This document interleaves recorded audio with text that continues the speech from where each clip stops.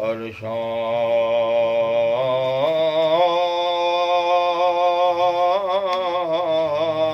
थी वरजदे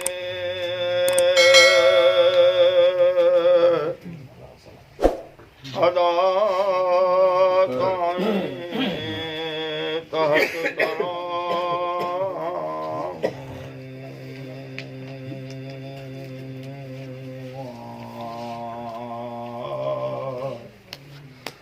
सबने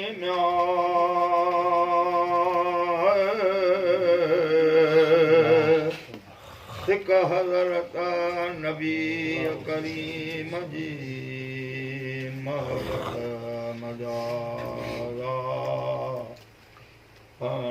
पखी अन पिर तो पिरिया सां कई वण तो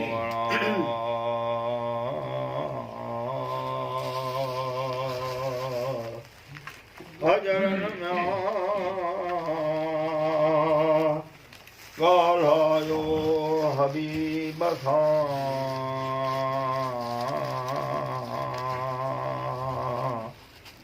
कोडों कला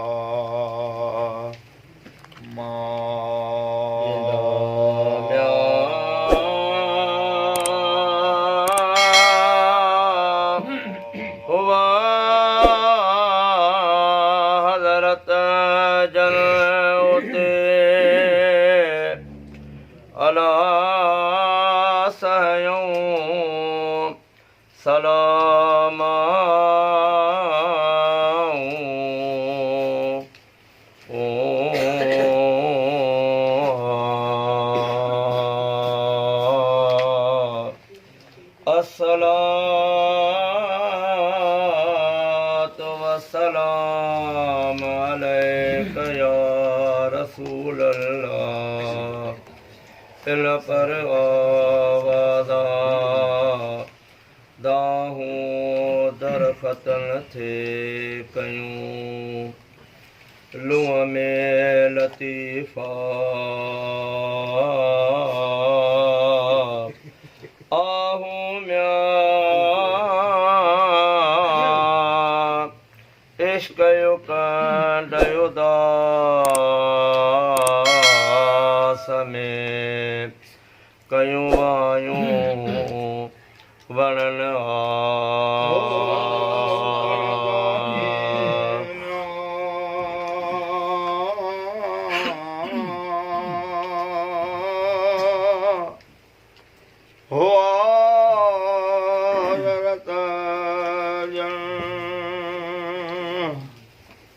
अदा खुतबो खजी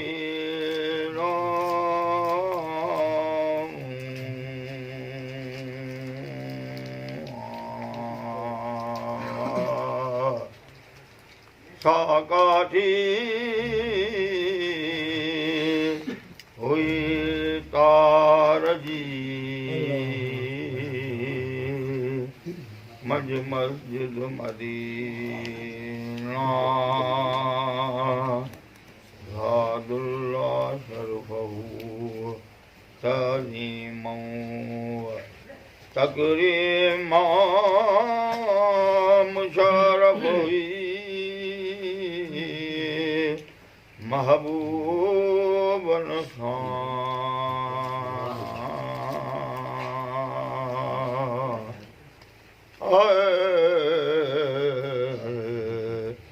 किरियतई किया माँ ओ नखल म्या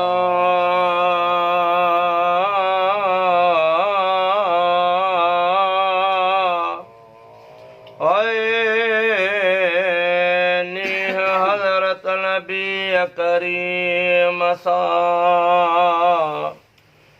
अला जाग्यो हो जोशाऊं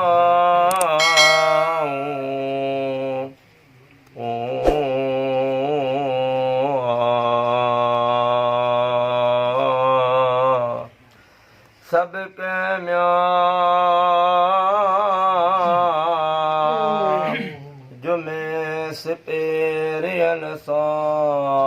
दास कसा भेटे सा आई सलाह सहाबन में पियो पह पिरयाणा कुर्सी गुरजे भोटला लय मेंबर हजरत मोहम्मद ताजड़ी म्यां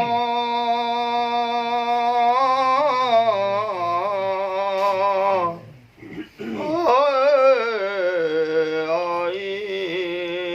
जाते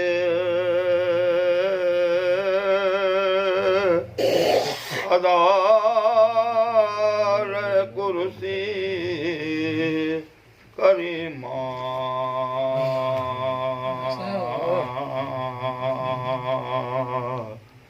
चढ़ी बीठा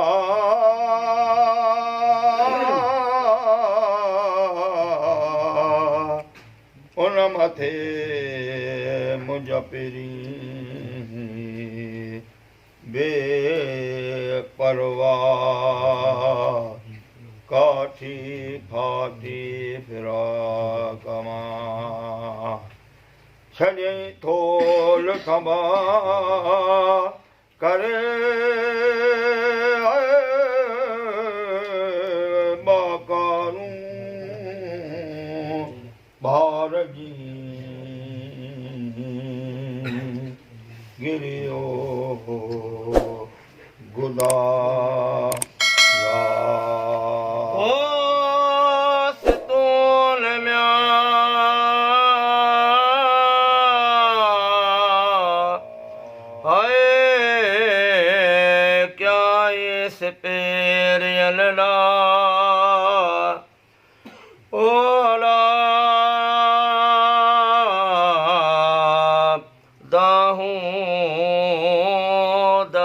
मझा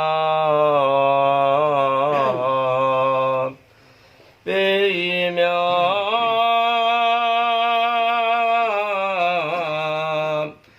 मेहर हज़रत नबी करीम खे रहमत रहीमा हज़रत जनोलही आया चली दो चौबा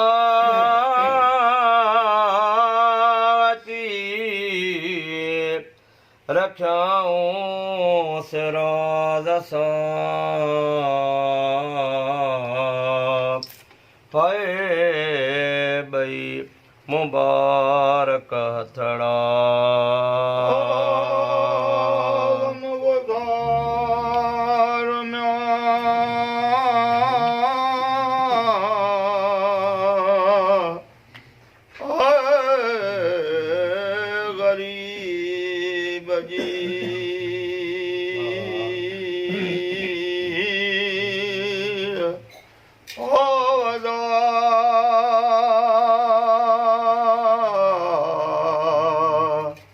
लधी सैयद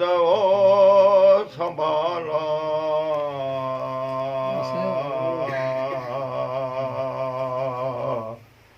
माठ कया मोहत खां पिरियन जे बचणा रुस्का बरे लुखमा वञ वेझे विधा ला ओ कहरा राज़ी थी वञ मिली महबूबा